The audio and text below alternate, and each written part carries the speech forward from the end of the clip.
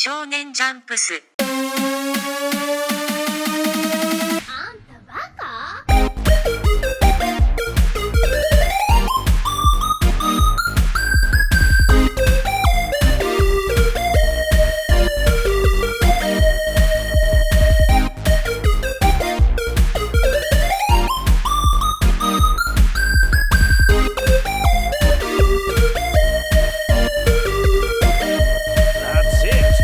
Oh my god, welcome back to Shonen Chumps, the only anime podcast on the gosh darn internet that features the three of us. As always, I'm Brennan. I'm Sean. I'm Dylan. And if you didn't know what we do here, we watch anime and then we hang out and talk about it. This week, our episode is on Beastars. All right. As always, you can reach us at shonenchumps@gmail.com or on Twitter at shonenchumps. You can listen to us on Apple iTunes Podcasts, Spotify, Google Play, blah, blah, blah. Everything besides Tidal. Yeah. Nice. Okay, guys, let's start off with our sentence, our one sentence. Dylan, do you want to start us off? Sure. Okay. The premise might give you pause, but this has a lot of heart, and I think it might be the best new anime that we've watched thus far on Shonen Chumps. Period. Nice. Brennan? Okay, I've thought about my sentence because there's a lot of ways this could go, but here it is. My sentence is: this is one of the most compelling narratives on identity, self-hatred, and politics of existence. And it's one of the most beautiful things I've ever watched. And oh my god, does that rabbit have tits? Oh god. That's my sentence. That's what I got. That's what I got. Oh yeah. I was wondering who was gonna say it. I knew one of us had to say it. Okay, sorry, Sean. Go ahead. My sentence is pretty simple. It's just this show is deeper than I thought it would be, and deeper than I thought it would be. Oh no. Oh. Yowza, Okay, so- yowza, babowza. What did you guys know about the show before we started watching? I'll start. One of our fans, our lovely, lovely fans, emailed us about it and told us to watch the show. Told us it wasn't just for furries. And I'm like, hey, I'll give it a chance. And they also said that I specifically would like it, or aspects of it, and they were right. Nice. Yeah, shout out Sophie. Yeah, I guess, I don't know about you guys, well, like Brennan, because Sean just said his, but I hadn't heard of it until our fan Sophie's email, so everything I knew about this show is, in fact, due to her. And so I knew the exact same information that Sean did. Nice. As for me, it was recommended to me by a friend of mine, but the way they sold it to me made it seem extremely unappealing. Yeah, like when it was airing in the winter. Is your friend a furry, Brennan?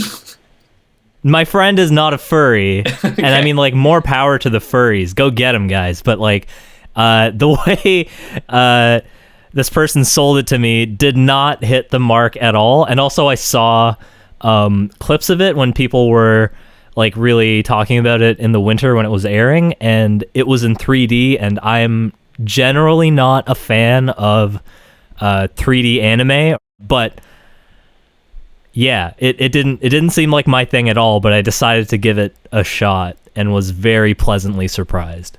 Yeah, I also want to say that I'm a huge fan of BoJack Horseman. I think like BoJack is actually one of my favorite shows of all time. And so just hearing that this was like an anthropomorphic show and kind of exploring like themes of like human traits and stuff like that, and like kind of like how the characters behave kind of according to what animal they are, that like I was already like really excited about that. I was like willing to, even if it was for furries, I was down to check it out,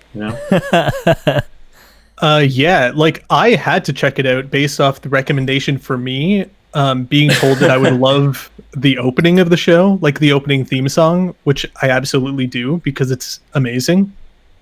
Dude, I gotta say, this is the best opening of an anime since like Cowboy Bebop. Yeah, it totally got rid of any sadness I might have had from like watching a 3D anime. They nailed it. Right, that's so interesting because like guys, I didn't really kind of like even remember or like about like the mention that it was 3D animation, so I wasn't even kind of remotely concerned about that. So it's really interesting that both of you were kind of a bit apprehensive, because like I thought this looked great, and I mean I think you guys did too. I'm just saying like I didn't really even actively think about the 3D as a negative. Yeah, it's like, I don't know. I've seen it used like I've seen 3D used well as like an insert in other animes. Like certain environments or like certain assets will be 3D or animated in 3D, and it looks fine and it blends well. But this was one of those things where the whole thing is in 3D, and I was a little bit apprehensive. And like initially, like when I started watching, I was not 100% sold on it because it was kind of choppy here and there, and like some of the actual literal animations of the characters were a bit more stiff, I found, but you forget about that pretty quickly, and it does a good job of like translating a lot of typically 2D animations into a 3D space and having it work. And I actually thought that like in certain cases it did a better job of selling like body language of some of these characters. Like you see lots of little quirks and stuff that I imagine were made so much easier to insert with the use of 3D software. Yeah, totally. They just put a lot of effort into a lot of things that regular anime doesn't usually do. Like I could see this. This is the first time I've watched a 3D anime, and I'm like, okay, you guys are actually going somewhere. Like you're accomplishing things that I guess would be harder to accomplish using a 2D style. And even like the show, in some of the shots, it does use 2D, which I thought was really interesting. Like, and my mind and my eyes pick up on it immediately. But it was like, kind of cool to still see. Yeah, I was going to say, like, I did feel like there was quite a bit of like 2D animation as well in this, but maybe I don't have a good enough eye for this stuff. I don't know. I mean, definitely there are like certain points in the show where it'll like cut away to something going on in Legoshi's mind or some shit, and like it'll switch animation styles. Like I think it was in Haru's dream at one point. And those were really cool too, because I feel like with the amount of resources that were freed up by doing it in 3D, they had time to kind of get like a bit more experimental here and there. And I thought it was like very well executed. Like I was very impressed. Yeah. Now, actually, if I could get a bit more into this now, I'm just curious because you guys know a lot more about anime, and specifically, you guys work in, well, like Sean works in video games, and Brennan's like an artist who does digital art and stuff. So can you guys tell me, like, Brennan, you just mentioned that 3D is easier and it frees up resources. Like how so? Well, I mean, typically in Japanese animation studios, they do work a lot with like actual paper and traditional materials. So there's a lot of like drawing that's required to animate like a heavy sequence, like where there's a lot of stuff going on. Like I'm not an animator myself, but I know that like with like 3D software, it's kind of a matter of like rigging a model. So it like the software does a lot of the work for you essentially. So it takes a lot less time to do much more complicated things, as opposed to like having to draw it out completely by hand. Gotcha. And so for that, that's kind of why it would both kind of make you second guess when you hear like it's 3D, because you worry that the animation as such takes a hit because like it might look a little more janky and stiff. Yeah, because like there is like a certain deliciousness to like beautifully animated 2D stuff that's done by hand. Yeah. And like the fact that like that little je ne sais quoi is not there anymore is like a little worrying sometimes, also because you can tell that it's in 3D, so it's like, oh, is this a new experience? I don't like new things. But the fact of the matter is you're able to do a lot more like ambitious shit with 3D. Like you're allowed to do a lot more interesting shots. You can do like different cuts to convey different things. Like I don't know if you noticed, but there's like a lot of times too during the show where like something would happen and people would react, but we would get like reaction panels of different characters in the same frame, like almost like a comic or like manga kind of style. Right.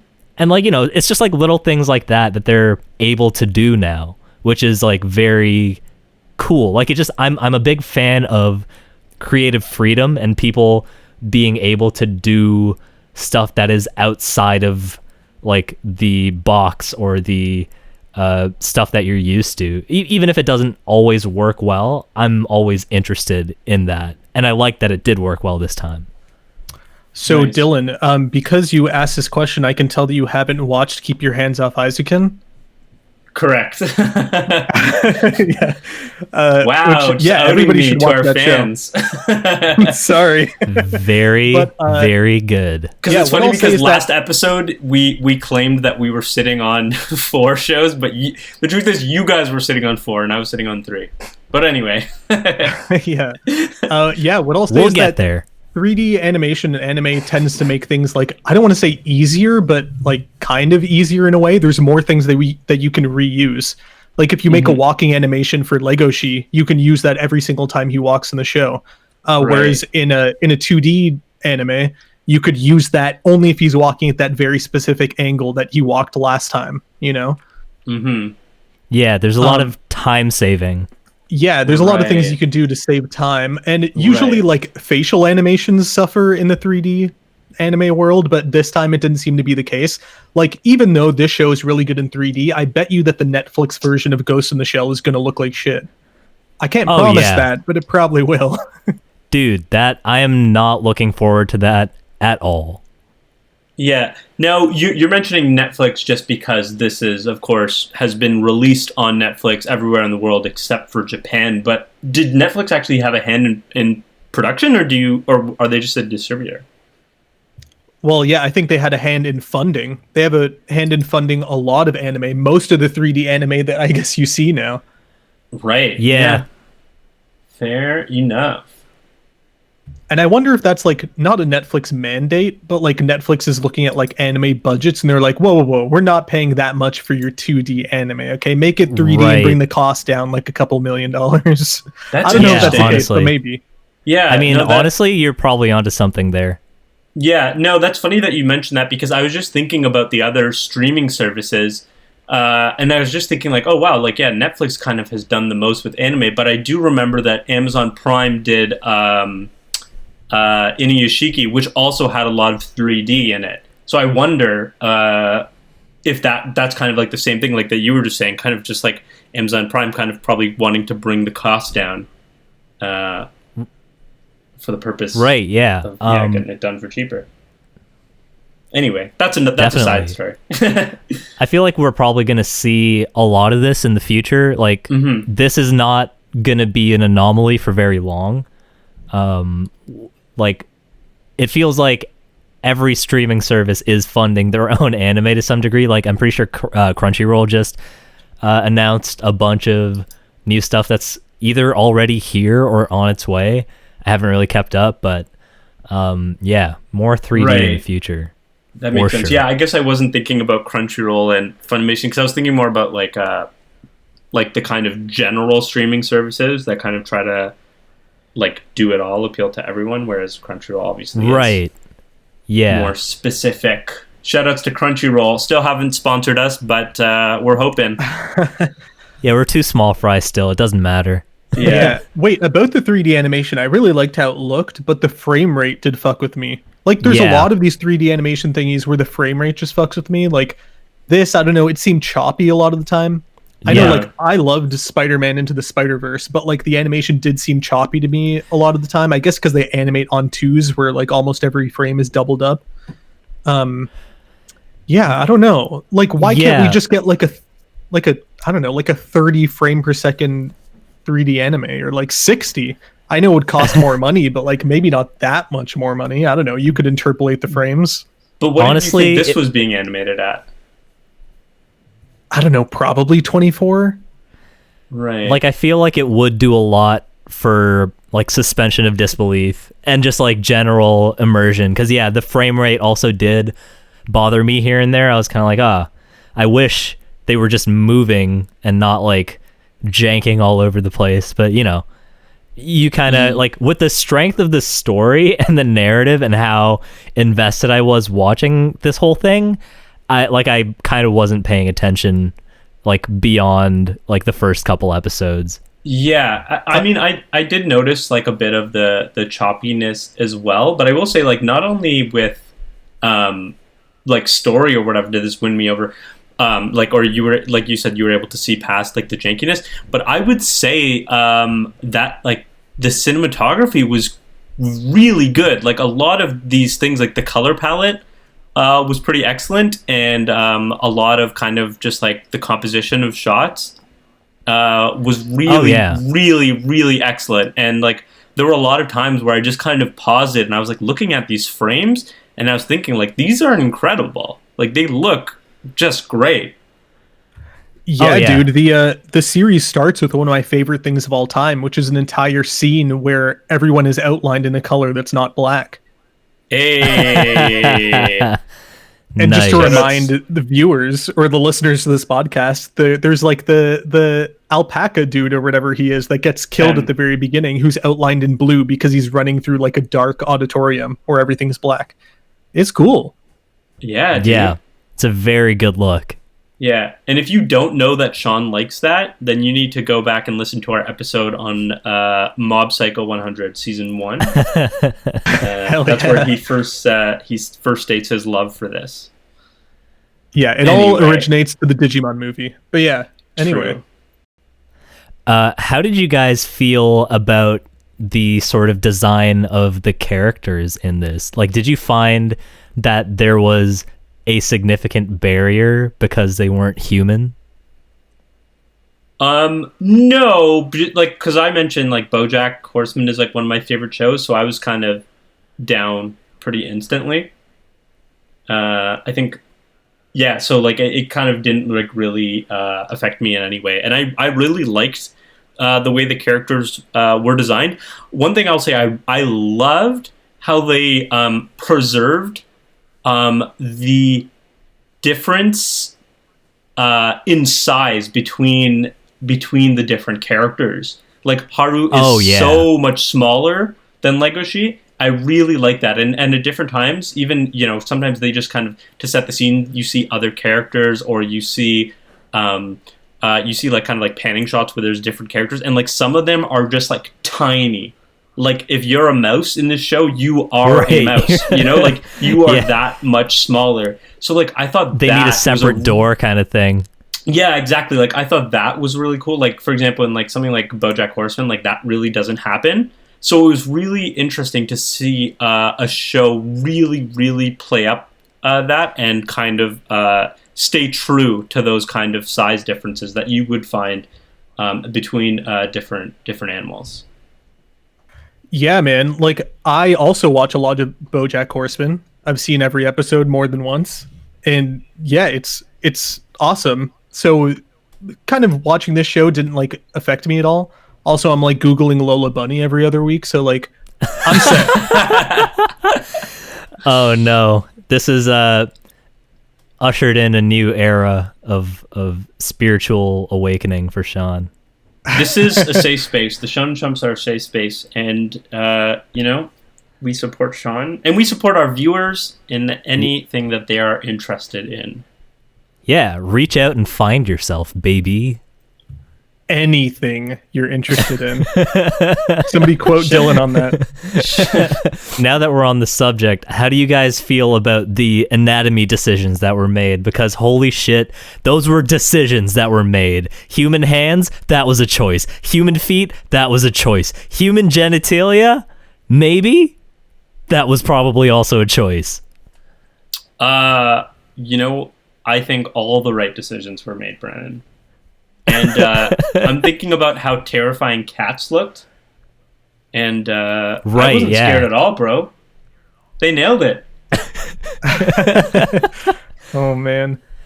Nailed it. Not cats. We didn't see human genitalia in this, right? I didn't miss that? No. But Don't they worry, were Sean, suggested, I guess. Oh, baby, were they suggested? Right. I mean, I definitely didn't expect to see a sexually promiscuous bunny like stripping down and ready to fuck by the end of the first episode. Yeah. Right. I was really surprised at how far it took it. It made a statement, dude. It's like, we're here. This is what we're doing. This is what you're in for. And I respect that, They went for it, dude. They went for it. Yeah. Shoutouts to Netflix, bro. Hard respect. I I love that this is like advertised front and center. Like you open up Netflix and it's like one of the first things you see, and I'm like, shit, that's fucking sick. You go, Netflix. I wondered about that. I'm like, am I being targeted or is everyone seeing this? Because I really hope everyone's seeing this. There's going to be kids watching this, and that's awesome. Oh, dude, no. Because it seems like it might just be like a fun anime show that you could put on, but like parents, don't leave the room. Yeah, dude, for like the last hour of this series is just Haru in the most like vulnerable position of all time. I don't think I've seen that in anything. Yeah, dude. Anything. It's Anything. yeah, it goes 0 to hentai very fast, but yeah, I don't know. I feel like, like with anthropomorphized characters, I feel like they generally, like just in general, like in the world, in your Looney Tunes and such, you get like facial expressions and like things that make these more human and like more immediately identifiable as human. But when in that scene in the second episode, when the camera cuts away and then cuts back and then all of a sudden Haru's like almost naked, I was just fucking, it's just like I got hit by lightning, dude. I'm like, what is this rodent? What is this bug-eyed weird fucking creature with no human expressions doing with a human body? It was so unsettling, but like, you know what? That's a mark of good art. This is what Brennan, art you're telling does. me that wasn't at least a little bit hot? I don't know, man. I don't know. I can't look into beady little rodent eyes and feel any sort of intimacy, unfortunately. Is it because she reminded you of Buster Baxter? Yeah. It was too close to home, gotta say. Listeners, that's a character from Arthur, the children's television show Arthur, in case you don't know what that is. Yeah, if you're, outside of North America, you might not, but it's a great show that we grew up with. Yeah, Arthur will never look the same because it's essentially Beastars light. Oh my god. Oh, jeez. Arthur is like Rugrats and Beastars is like all grown up. Oh no! Oh god. Yeah, but you know what? I did like. Besides Haru, like I like Haru as a character. I was sold on like her emotions and motivations and her trauma and things like that. It was very well conveyed. But like my only qualm is her face. I feel like everyone gets like a nice expressive face. Every other animal does, and she's stuck with these beady little eyes and this weird, like, not moving sort of head. So I don't know, didn't really fit for me. But everyone else, very believable characters. Right, yeah, I think I agree. Another thing about her character that kind of weirded me out was that, okay, I watch the dub because it's on Netflix. That's actually one of the pluses I like about these Netflix-made animes, is that when they get brought here, they're like immediately dubbed. I thought it was weird because the person they chose to voice her is a voice actress called Lara Jill Miller. I think that's how you pronounce her name. Yeah. And she's a very distinct voice, one of the most distinct ones in the industry. Say it, John. And she voiced Kari in Digimon Adventure. Oh no. Yeah, dude, I was so excited. I picked up on it like right away. Like in the first episode, I watched it and like, I know this voice. And I'm like, who is this person? Yeah. So I looked it up and I was just like, oh my god, dude, I haven't watched Digimon since I was a kid. Like, I'm not like you, like I haven't like rewatched it. So like I haven't heard this voice. Like you. Okay. No, but like I haven't heard this voice in like 20 years, but like I still remembered it. And very distinct. Yeah, it's like very distinct. And I was like, and like I honestly think, because you were talking about the beady eyes, and I was about to ask you, Brennan, like, but what about the voice, dude? Because like the Japanese voice was actually very good. I didn't watch it in English. Right, yeah, as okay. Per usual. Hearing Kari, dude, voice this character was almost like it made me like her more. Yeah. You know? Oh shit. I was nice. like, God, dude, this is sick. I was so excited. It was Kari. Yeah, you know, like the Japanese voice actress was really good too, and yeah, did a good job of like selling a believable character with emotions that isn't a rodent. But yeah, I actually liked everyone's voice acting in this too. Legoshi as well. I feel like it's very easy to undersell like a quiet, self-hating protagonist, but the person who did Legoshi's voice did a very good job. Yeah, I liked all of the voice actors. Like, namely, I guess like the main cast is Legoshi, Haru, Louis, and Juno, and like all of them, I really liked. I particularly liked Louis. Oh yeah, they nailed it. Yeah. His voice actually sounded familiar too, but I didn't actually look it up, so I don't know if I've heard this voice before. Yeah. No, I don't know who voiced him, but it was a very familiar voice. So was Legoshi. Wait, did you say Louis or Legoshi? Both of them were familiar to me. Legoshi, I think, is a newer actor, so I didn't actually know him from anything. He's just really good at giving like the stereotypical anime protagonist voice. So that's good. Yeah, both sounded familiar to me, but I thought that Louis sounded like more familiar. I was like more certain. I was like, I've heard this voice. But now I'm looking this guy up, and I don't think it's him that I've heard, because he's younger than us. So, ooh, that's interesting. Yeah, born in 1997. So I feel like it's not something from like childhood, or like even recently, maybe. Anyway, yeah, I like the voice cast quite a bit. I guess I'm curious now. I guess what the Japanese one sounded like. Brendan, did you feel like strongly about like the whole cast? Yeah, I thought everyone, like especially the main people did like a very good job. And I feel like they would have had to work extra hard to kind of sell me on this world, because it is a whole different world that they set up, and you know, you've got to make like some kind of human connection there, and they did a great job. Everyone seemed very distinct, and like they had like purpose to each of their characters, and I really like that. Yeah. All my notes on the show basically are just like plot points of what happened. There aren't too many notes about like, I don't know, weird topics or themes we could talk about, but like, is the show about like ethnicity, or is it trying to be? Does it have undertones like that, like kind of like King Kong does? Yeah, like, I mean, stuff going on here?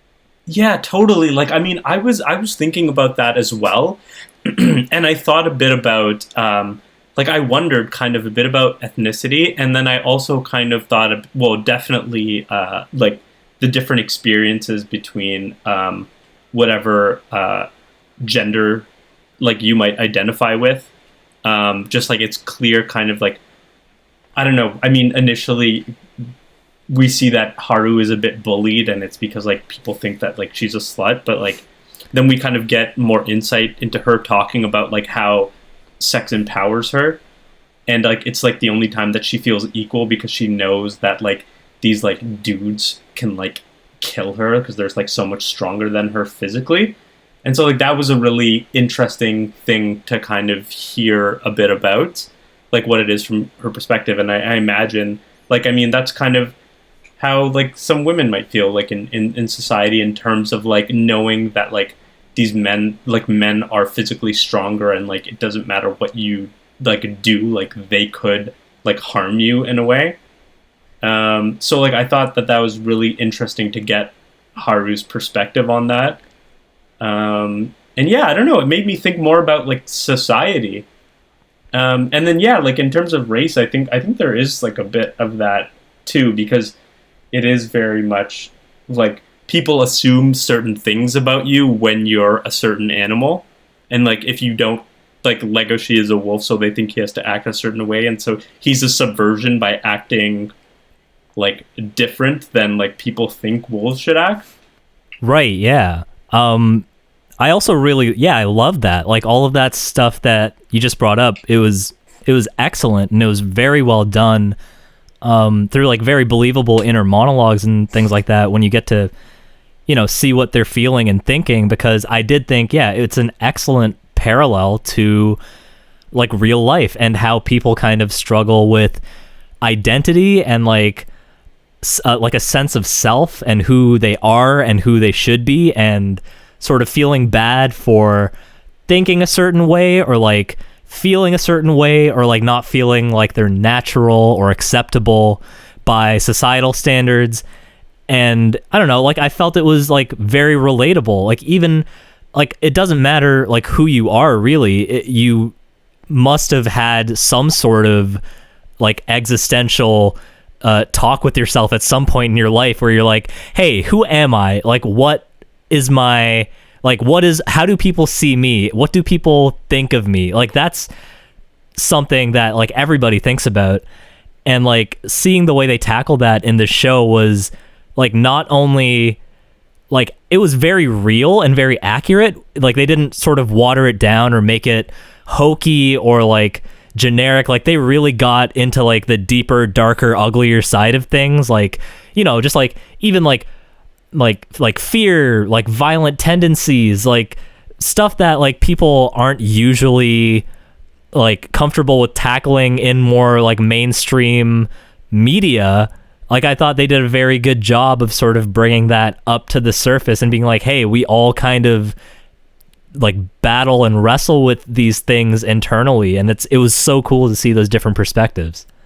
Yeah, that's actually another thing that you just kind of reminded me about, based on everything you just said. You know, it's a very like anime trope to kind of have your setting be in high school, but like I don't know, I think this was just like perfect. Like it's perfect that it was set in high school, because it is very much about kind of like questions of identity and you know, I like self-discovery, and like high school is like a time when you do that. I feel like when you're in elementary school, you're more like trying to conform, and like high school is when I feel like, I mean, when you go through puberty and everything, you learn more about yourself and what you like, and it's like you start developing like crushes on people.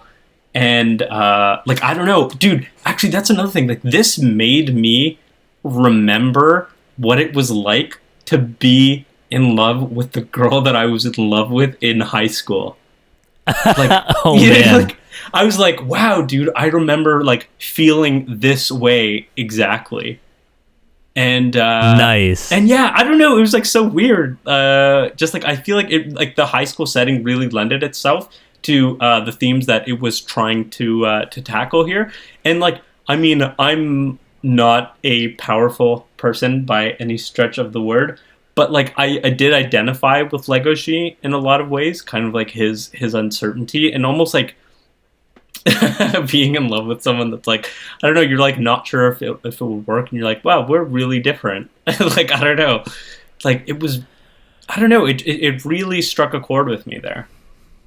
Right. Yeah. And like, I don't know, like if like listeners of the podcast will know that I am a big fan of Evangelion, and generally anime that handles like heavy subjects, like, you know, self-hatred and like those identity issues. Like, it's so hard to do it well, and this show like really, really nailed it. Like, every time Legoshi like doubts himself and is like contemplating why he is the way he is, and like trying to make peace with the fact that there's things outside of his control that are just part of his nature, and like at the same time he's still trying to like figure out like, yeah, who he should be like in this weird animal society that we see. Like there's overlaying, or like there's overhanging tensions from like global things that are like outside of Legoshi himself, like the state of the world. Like there is like a separation between like carnivores and herbivores, but they do live in a society together, and like him interacting with that sort of world perspective is also just like so interesting and so believable. I loved it. Yeah, I thought all of that was really cool. I really liked his internal monologues, like trying to figure out who he is. It was very interesting to me. What I don't really like is how the show ended, and how he kind of just promises to Haru that he's going to become better for her. That kind of seemed pretty shit to me. In what way? Like, why was that shit to you? Because, like, I don't know, the message, there's like two messages that the show is trying to send at the end. One, the first message is that, hey, season 2's coming. They literally say it. Yeah. The second message is like, oh no, yeah, instead of like getting better together, you're just going to force Legoshi to get better apart.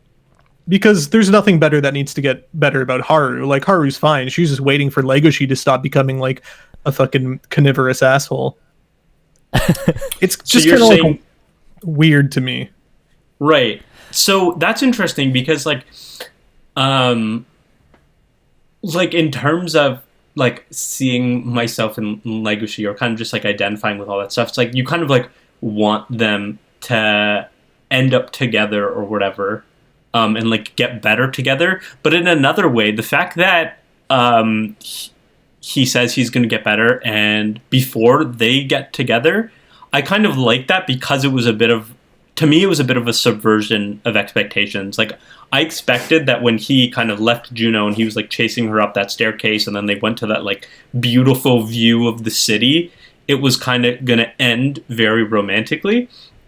And so for that reason, I liked that it didn't end that way, because she was like, there was actually like a shot where she was raising her hand to go grab his, and then he says like he's gonna get better for her, and then so she lowers her hand. Right. So right. I quite liked that they didn't get together in the end. Though I will say one thing that was kind of funny is, in the first episode, this really builds up to be like, it makes it seem like this is going to be a murder mystery, and then it's not a murder mystery for like 11 and a half episodes, and then right at the end they're like, hey, by the way, this is still a murder mystery. So like, I don't know how I felt about that. Yeah, I thought like, I was like, oh, maybe you should have strung that along throughout this season, like teased more things, because that was kind of dumb, that like post-credit scene. Right. Yeah, like I completely forgot that this had any kind of murder mystery at all. I forgot about that alpaca like 2 episodes in. Like it was just gone, and I was like, "Oh, right. That's still a hanging plot thread." But Sean, I kind of like I definitely see where you're coming from with how you feel on the ending. And I think I agree. The thing I did like about it, though, like the whole Haru Legoshi situation coming to like somewhat of a resolution was like the moment where he decides to go rescue her from the Yakuza. When he's fighting like the big boss guy, he kind of realizes, like, he comes to terms with himself in an interesting way, I thought, where it's like this whole time he's been fighting his like animal instinct and his like sort of predatory like habits, and I mean that literally, like him wanting to eat her and other herbivores. Like, he's been struggling with the fact that he has this in him inherently, but like what I like is that he realizes that he wants to use that to protect the people who don't have that. Like, okay, Haru's got like no fangs and claws and can't fight, and she's constantly scared in this world where she's always at risk of dying, but he wants to be like of service to her in that way. And I found it interesting. Like, I don't necessarily like the idea that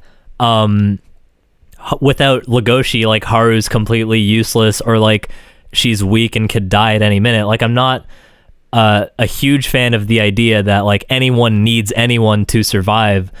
But I did like the turnaround that Legoshi had with himself, being like, oh, this is like a vicious, violent part of me, but I'm going to use it in an act of devotion to someone I care about, rather than have it as like something that tortures myself.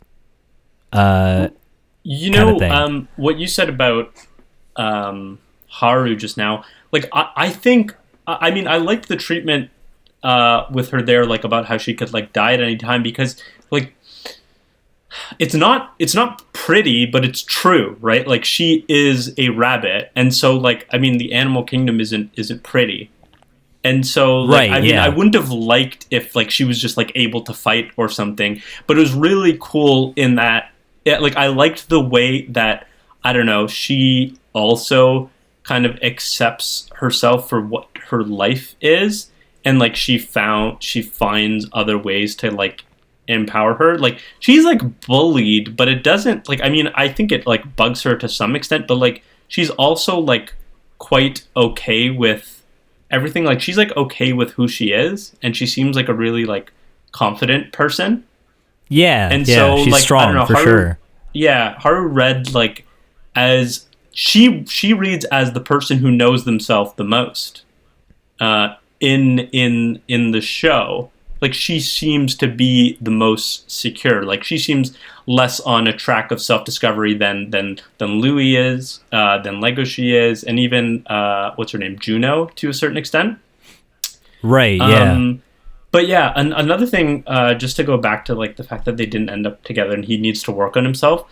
I like that also because I'm gonna say, like, I liked that the show wasn't too warm and fuzzy, because like, you know, I mean, like 2 episodes previously, like Legoshi is fighting that lion outside the like the mob headquarters, and he says like, Haru is my prey, and then he like stops himself and he's like, my prey, like, what am I saying, right? So it's like, it's clear that there is like a long way to go, and it's not simple enough for Legoshi to just be like, oh, like, I love you and I'm just gonna like be better. Like, it's clear that there's like some deep-seated kind of, I mean, literally animalistic characteristics that he just kind of needs time to address and change.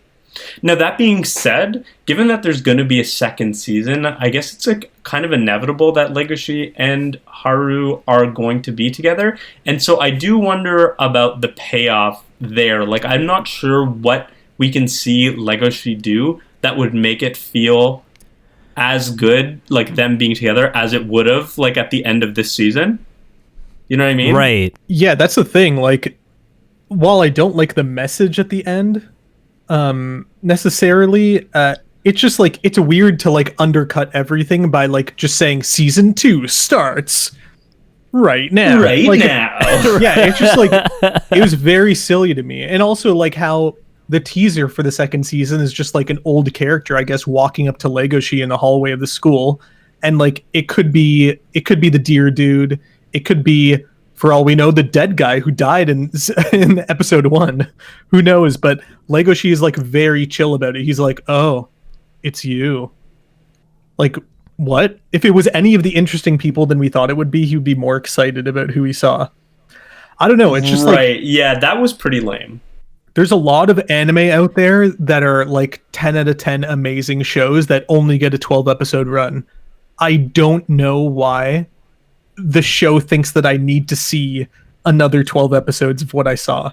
That's going to like change my mind about like everything I just saw. I think they had a really good place to wrap it up and they chose not to do it. And then they chose to undercut themselves. Like, that being said, the show's really good. Yeah, no, I do 100% agree with all of that. Like, that's why I was a bit like nervous. But I mean, it's worth noting that like, this is a manga, and like, it is way far further ahead in the manga. So like, I mean, I think the story has been written, right? Like, there's a lot more here.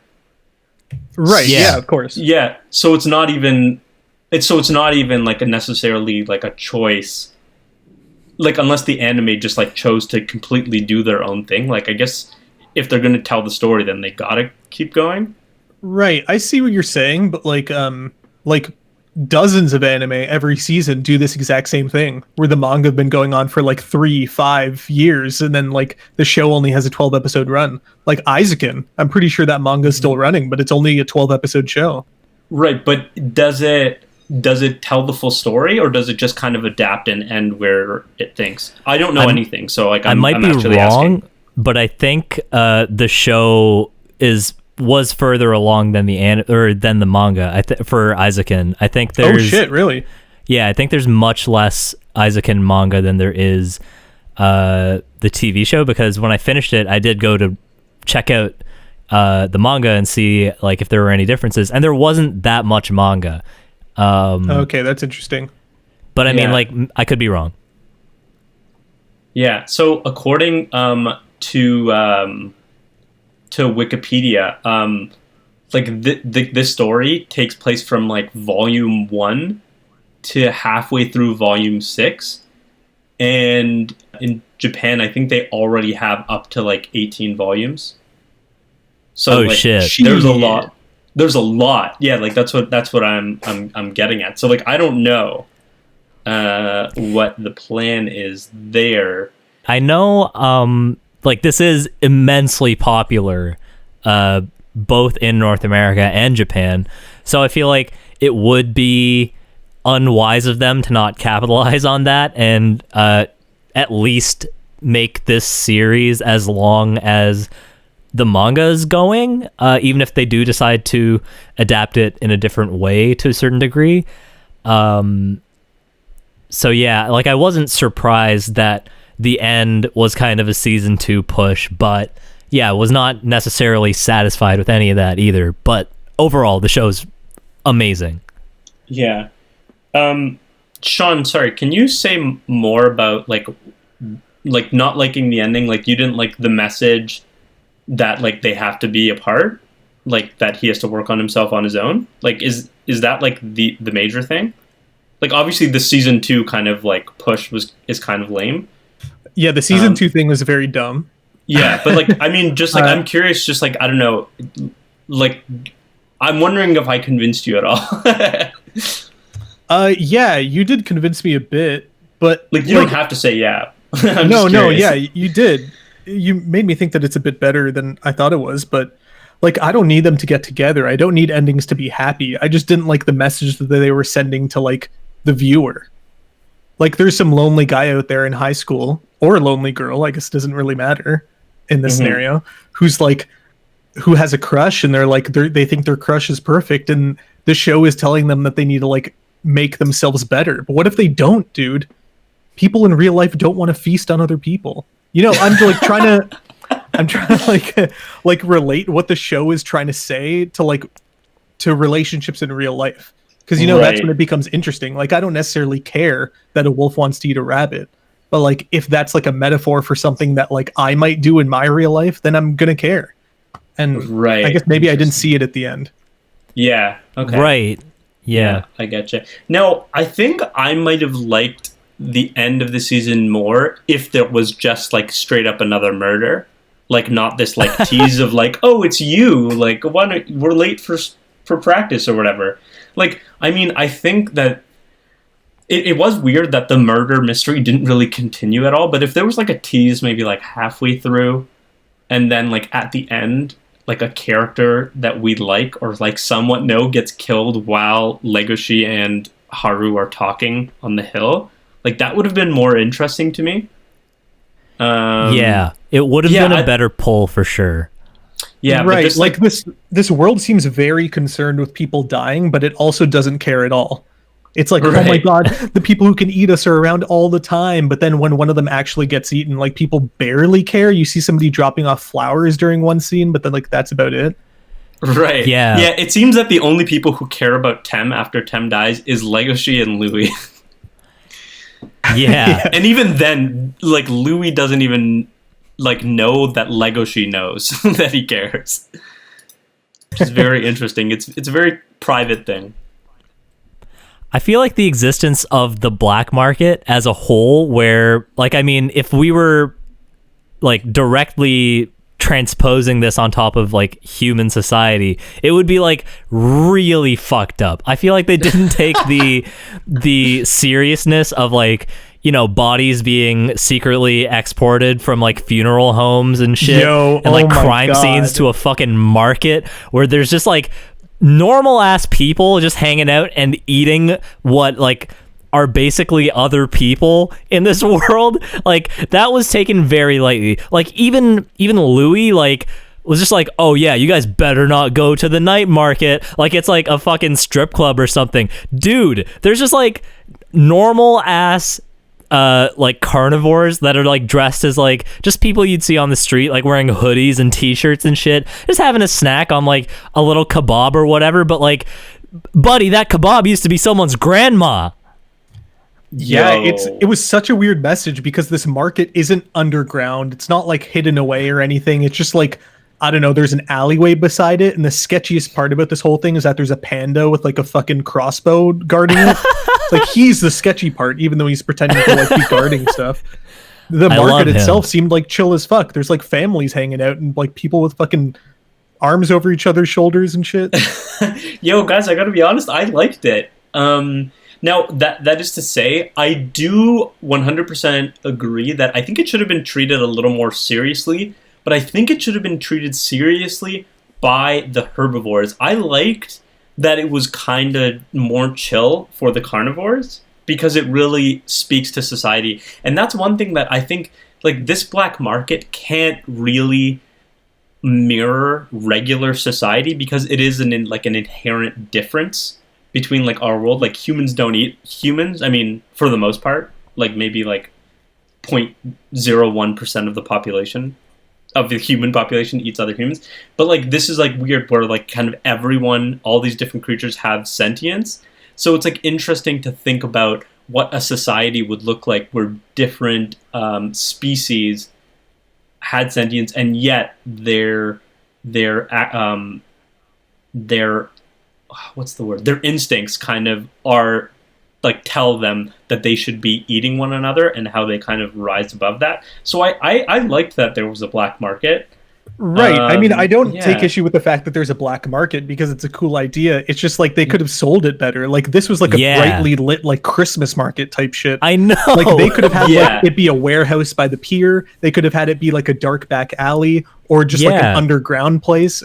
Make it more sketchy. Yeah, I think it should have been a little more sketchy, I agree, but I do like that like the carnivores in there were like chilling and having their arms around each other, because like I like that it says that for some people in this world, some of these creatures in this world, it is just like a fact of life. Like some of these people just believe it to be like necessary and justified. They're like, yeah, well, like I'm a tiger and like, yeah, I need to eat these things. So like I will. Right. Well, in that case, so, like, I would have liked to see it be represented by like the red light district in Amsterdam. Right. That would have been cool. They're like walking down strips of the road and there's like enticing things in the windows and shit. Yeah. Yeah, a little less I do family agree. Like, I think friendly. it could have been treated slightly different, but I did like it as this kind of like necessary evil. Yeah, dude. Yeah. Oh, also, I guess we should talk about the panda a little bit. He's probably one of the coolest characters. Like, just one of those Dude. characters who has like no flaws. He's just there to be a badass cool guy. He's like handing Yeah. kids porno mags and shit. He I just love has him. a rabbit porno mag. Yes, Yeah. for research purposes only, for rehabilitation reasons. Yo, I like that he helped kill all the lions, and then while Legoshi was fighting the big boss, he just decided to leave, and he just like left a note saying "Good luck." What? Why didn't you go help him? What if he doesn't beat the boss? You know what? What are I you talking liked how about? chaotic the panda was. Like, I think that fit very well. Like, he would just dip halfway through the fight and be like, all right, you got it from here. Oh man, yeah, I Yeah, did like I the don't know, panda kind of otherwise, but I weird. thought that was really silly. Oh man, Yeah, like you just have to Uh, contextualize it with your mind. Like, I guess this cool panda man would think like, oh, Legoshi's gonna get it, and if he dies, like, I guess he didn't deserve the girl he wants to fuck. right? That's the mentality you need to have.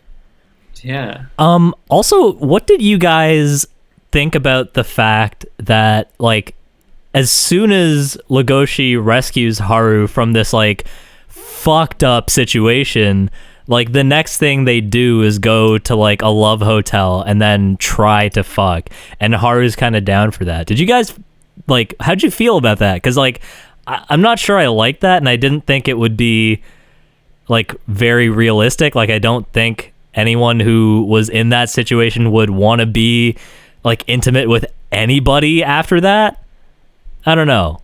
Okay. Yeah, it's like some weird, I don't know, like victim storyline shit. It's like she takes power in her life by like having sex with people, and that's how she feels like equal to or greater than them or whatever. And then like somebody kidnaps her and tries to have sex with her, but then she like escapes with Legoshi, and then she tries to have sex with him. It's like it's just a weird like, this is all I know how to do. Somebody tried to do this to me, and now I am doing it to you. And it's like all you know. It's like your life just feeds into the same thing, you know? I think. I don't know. Right.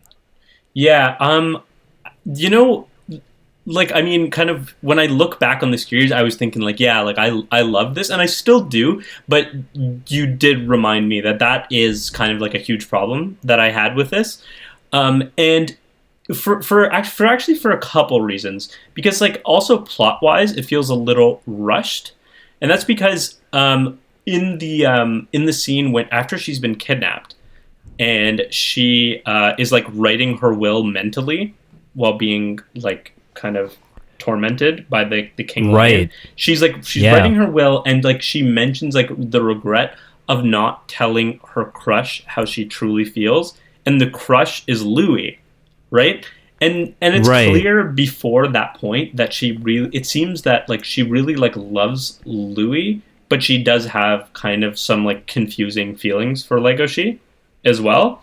So I think I kind of had a problem with the fact that Legoshi saves her, and then all of a sudden she's just like all in Yeah. for him, because like it didn't really compute, like it didn't really add up, because like I think she should still have feelings for Louis. And like, I mean, sure, like of course there is like almost like a switch that might kind of like flick in your brain when you see like someone like, I mean, because Louis didn't really appreciate her that much, or he didn't really show it, whereas obviously Legoshi does, and like that certainly means something.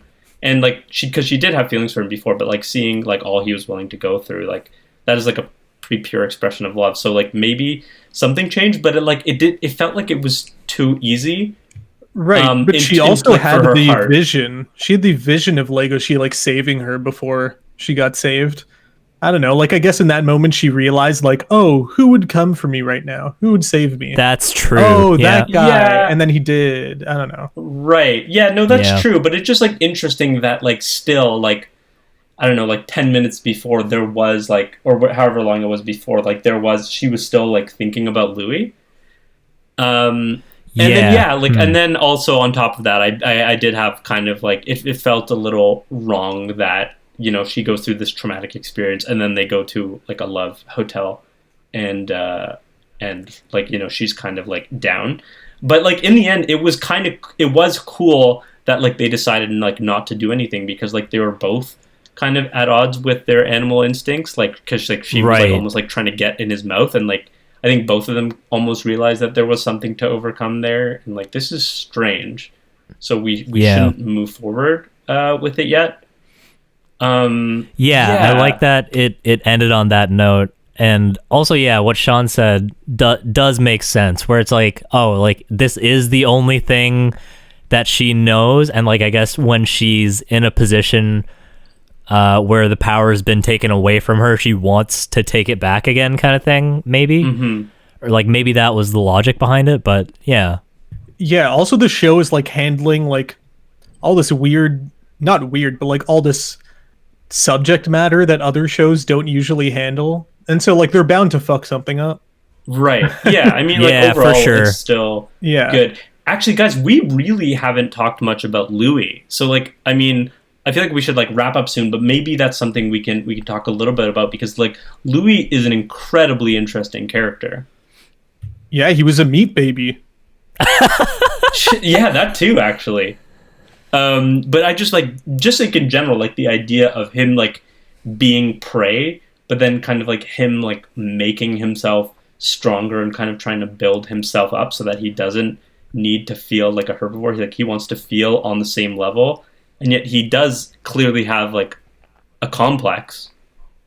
Right. I loved that character. Louis was fantastic, and like definitely his motivations were one of the biggest sells of the show. Yeah, because he's constantly at odds with himself.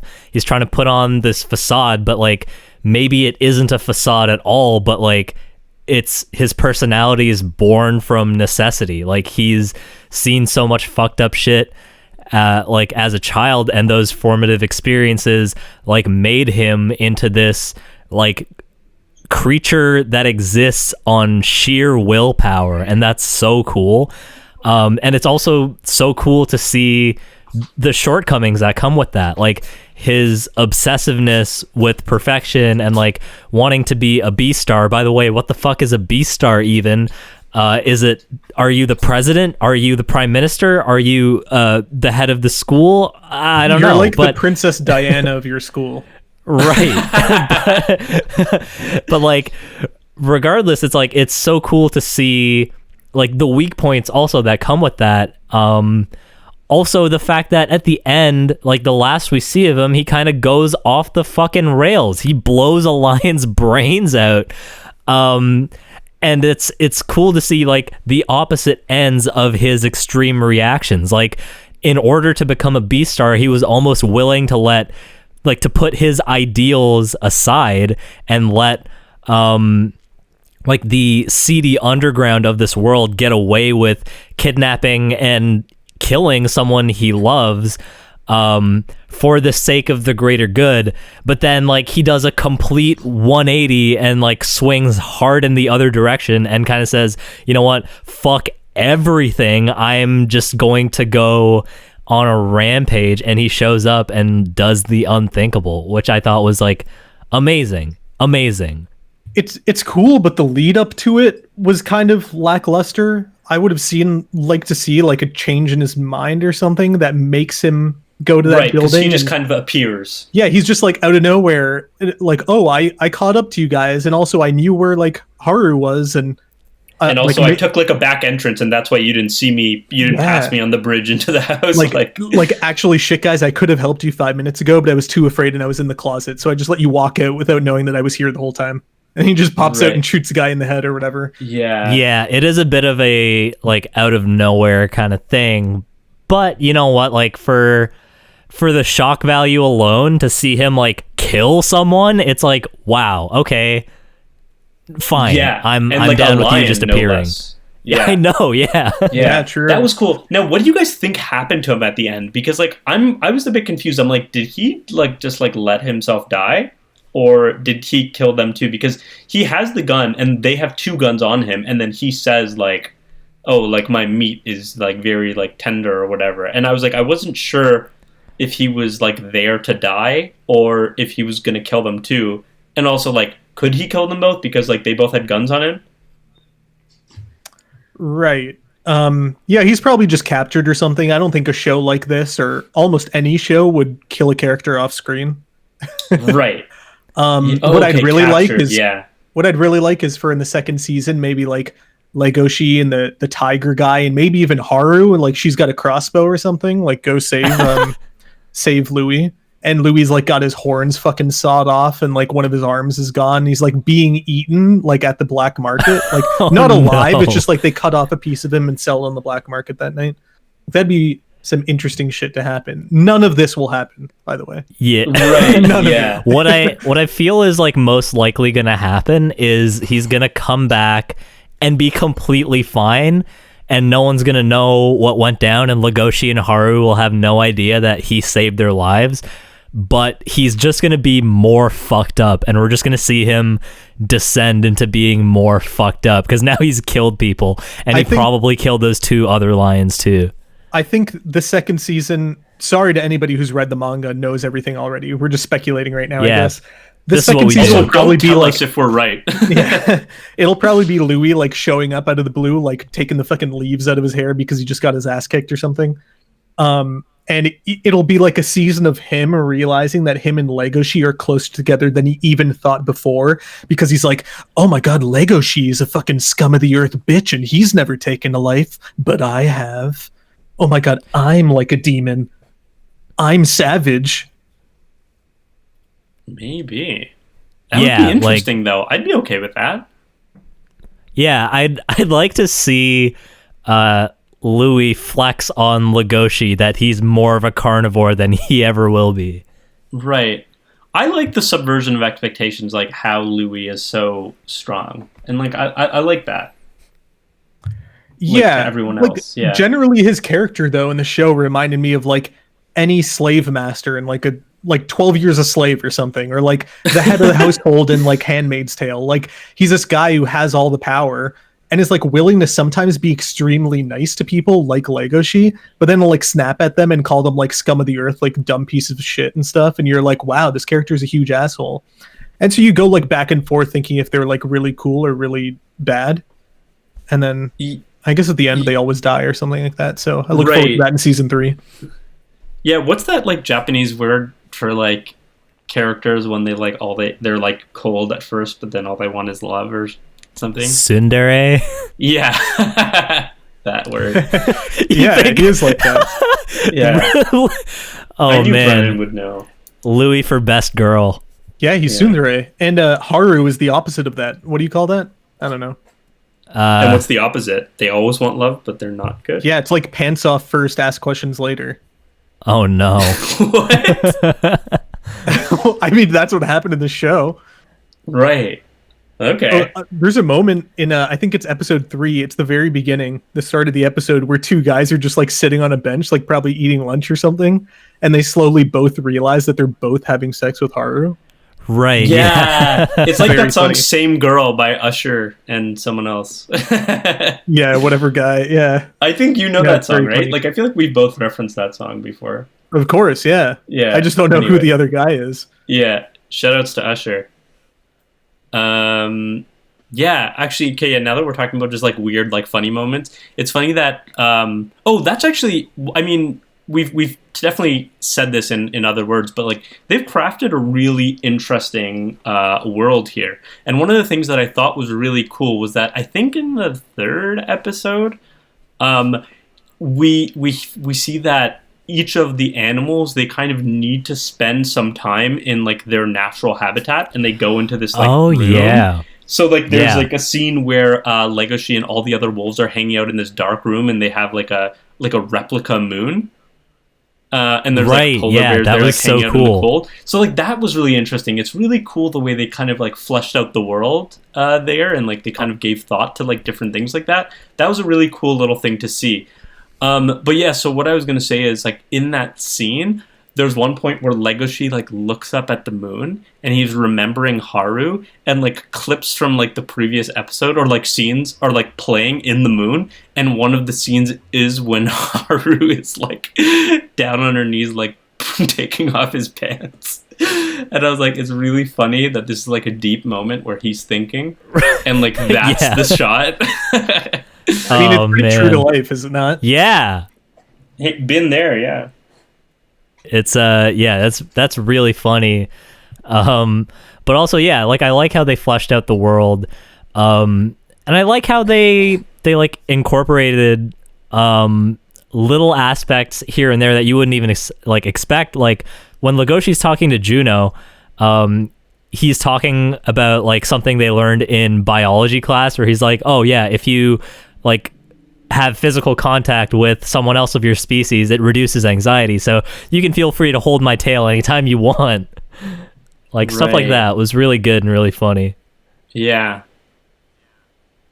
Yeah, you know, that speaking of Juno, that kind of like reminded me, because like I said, I saw myself in Legacy at certain points, and then I wondered to myself toward the end, like, hey, maybe I think I'm Legacy, but I'm actually like Juno.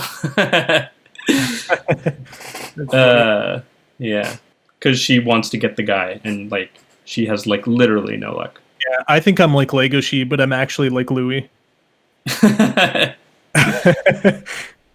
Brennan is very Haru. Oh my god. Oh my god! I just wanted to say that to each other. Oh god. Yeah, I just wanted to say that. That's very funny. Okay, let me look at my notes and see if there's anything else I want to say about this show. Okay. So yeah, I feel like we'll probably like wrap up the show soon, but I guess we never touched on characters drinking the blood of other characters to like dope up before they do something crazy. Oh yeah, that was pretty wild. Like that's weird. I don't think that Yeah. has like a real life like relation. Equivalent? like Not really. Yeah. It's like, Yeah. I don't know, maybe like you just stick it, like sticking yourself with a shot of adrenaline or something, but like, I don't know, man. That's Yeah, it's like- that's very interesting. Maybe It it's was like like- eating an energy bar, you know? No, because this Or an is like energy society drink. frowned upon. I think it's like in an episode of the OC you find out somebody's doing coke or something, and you're like, "Whoa, you Right. do coke, but you need to make it to math class in 5 minutes." Exactly. Like that. That is Right. exactly it. So Yeah, it's some weird Coke. Degrassi shit.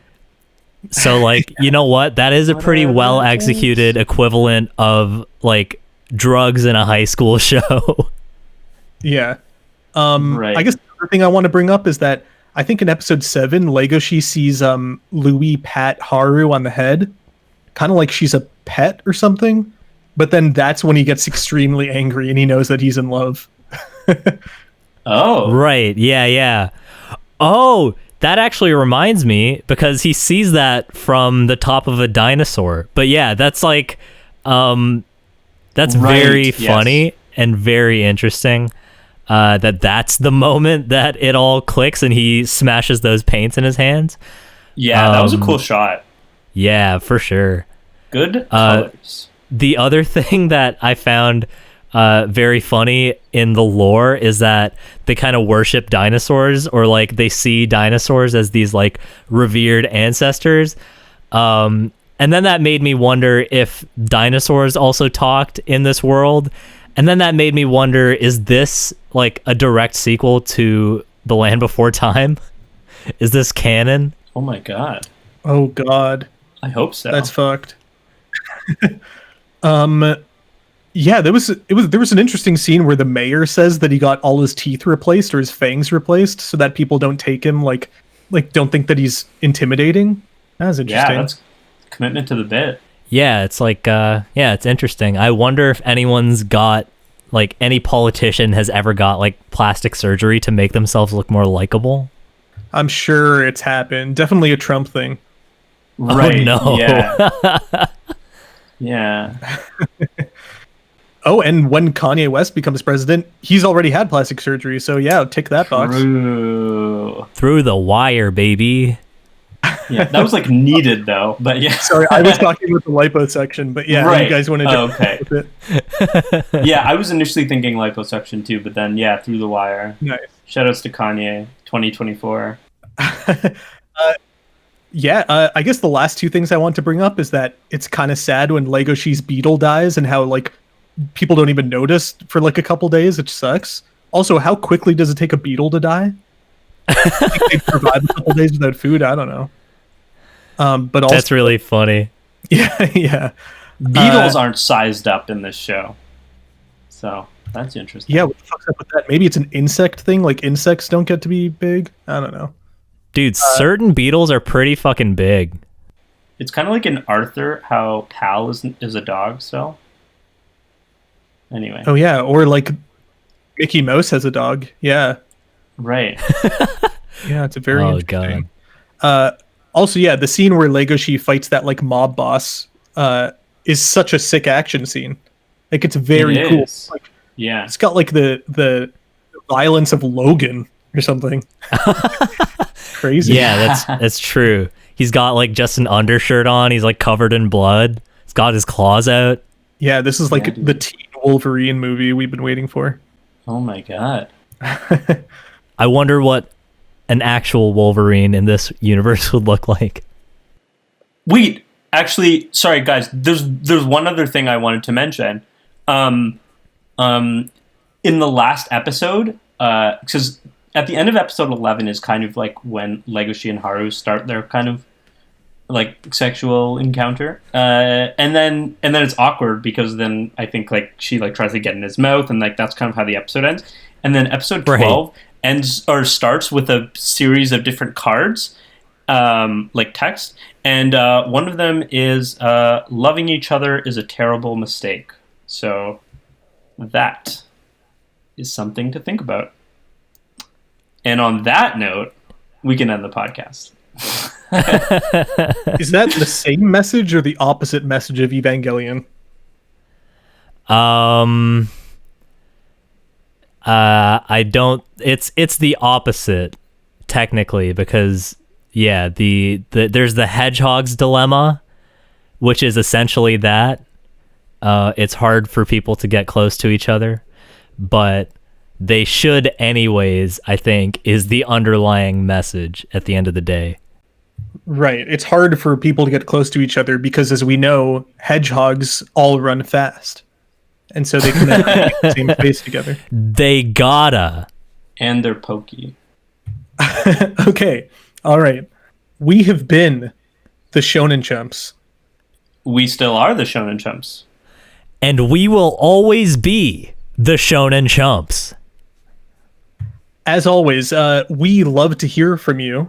You can email us at shonenchumps@gmail.com or tweet at us at shonenchumps.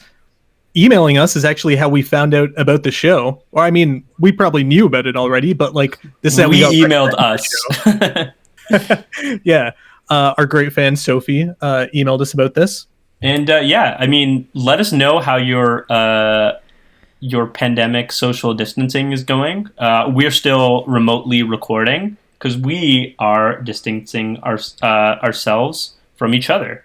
So yeah, let us know how it's going. And let us know what you want us to watch. Because maybe we'll do it. I don't know. Depends how long this thing goes on for. Hell yeah. Sayonara. See you, Space Cowboy. Bye.